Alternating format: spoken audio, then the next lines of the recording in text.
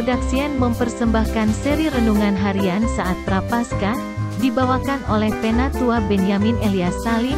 Beliau saat ini presbiter di GPIB Marga Mulya Yogyakarta.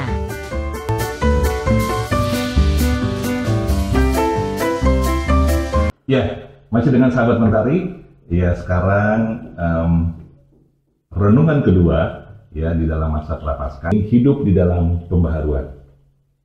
Bagaimana kabarnya hari ini? Semoga sehat-sehat semua. Ya, tentunya. Ya, sahabat Mentari yang Tuhan kasihi, ya, yang terkasih di dalam Yesus Kristus, ya, mari kita merenungkan tentang tema hidup dalam pembaharuan. Ya, pembaharuan adalah proses di mana kita diperbaharui, ya, atau diubah sepenuhnya menjadi seperti Kristus. Menangkalkan kebiasaan lama, ya, yang tidak sesuai dengan kehendaknya, dan hidup dengan tentunya dengan prinsip-prinsipnya. Ya, pembaharuan bukan hanya sekedar perubahan lahiriah, ya, atau perubahan sementara di dalam hidup kita, tetapi lebih pada perubahan hati dan jiwa, ya, tentunya yang mendalam.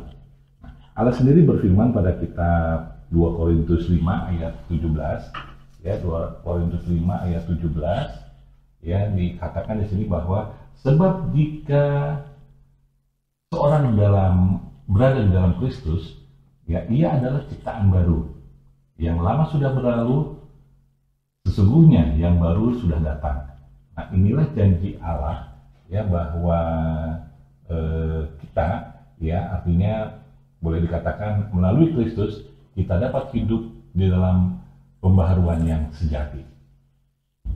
Sahabat Mentari yang Tuhan kasihi, namun hidup, ya, dalam pembaharuan bukanlah sesuatu yang mudah.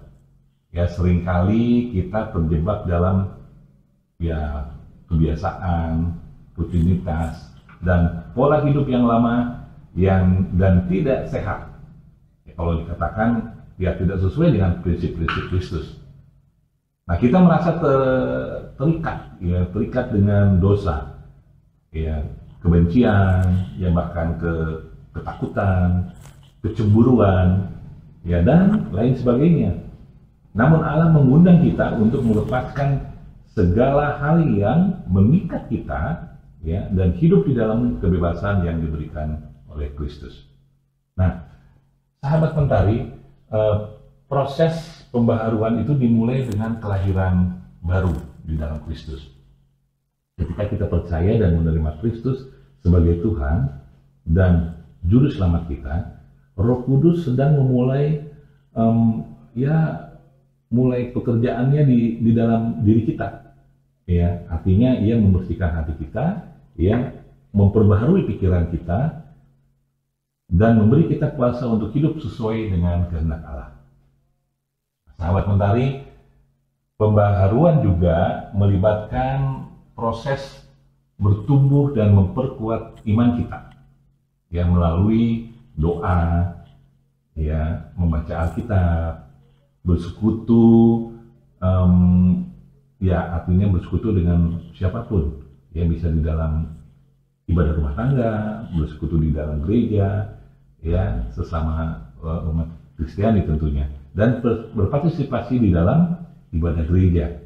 Nah, kita dapat mengasah iman kita, ya, dan menjaga hubungan kita dengan Tuhan, ya, seperti dalam Efesus 4 ayat 23 sampai dengan 24 yang tertulis, dan supaya roh dan pikiranmu diperbaharui, ya, dan supaya kamu mengenakan manusia baru, yaitu dibentuk menurut kehendak Allah dan kebenaran dan kekudusan yang sejati.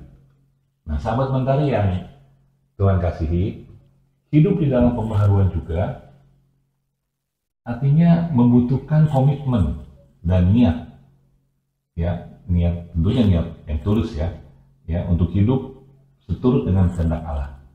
Karena terdapat di dalam Roma 12 ayat 2, ya, Allah menegaskan, janganlah kamu menjadi serupa dengan dunia ini. Tetapi berubahlah oleh pembaharuan pikiranmu, ya, sehingga kamu dapat membedakan manakah kehendak Allah, apa yang baik, yang berkenan kepada Allah, dan yang sempurna. Nah, kita harus bersedia menjauhkan diri dari pola dunia yang boleh dikatakan memperbaharui, ya, dan membentuk pikiran, ya, sikap kita, ya, dan perilaku kita. Karena kita perlu memilih hidup menurut prinsip-prinsip Kristus. Nah, bahkan ketika itu, ya, tidaklah populer dan mudah dilakukan. Ya, sahabat Pentari yang Tuhan Yesus kasihi, ya, hidup di dalam pembaharuan adalah panggilan Allah tentunya, ya, bagi kita sebagai umatnya. Ya, kita diundang untuk melepaskan kebiasaan-kebiasaan yang lama yang tidak menghasilkan manfaat dan hidup sesuai dengan kehendaknya tentunya. Ya, mari kita berserah kepada Allah, ya, dan membiarkan Roh Kudus kita memimpin dan, ya, artinya membimbing kita menuju perubahan yang sejati. Ya, ketika kita hidup di dalam pembaharuan, kita akan mengalami sukacita yang sejati, damai sejahtera yang tidak dapat tergoyahkan, dan kesaksiannya bagi dunia tentang kuasa Allah. Ya, sahabat Mentari, Tuhan memberkati kita di dalam perjalanan hidup di dalam pembaharuan ini. Ya, marilah kita mendekatkan diri kepadanya, ya, memintanya untuk mengubah hati kita dan pikiran kita, dan mengasihinya dengan semua yang kita miliki. Hanya di dalam Kristus kita dapat menjalani kehidupan yang baru, yang penuh dengan sukacita, kedamaian, dan kesucian tentunya. Amin. Tuhan Yesus memberkati.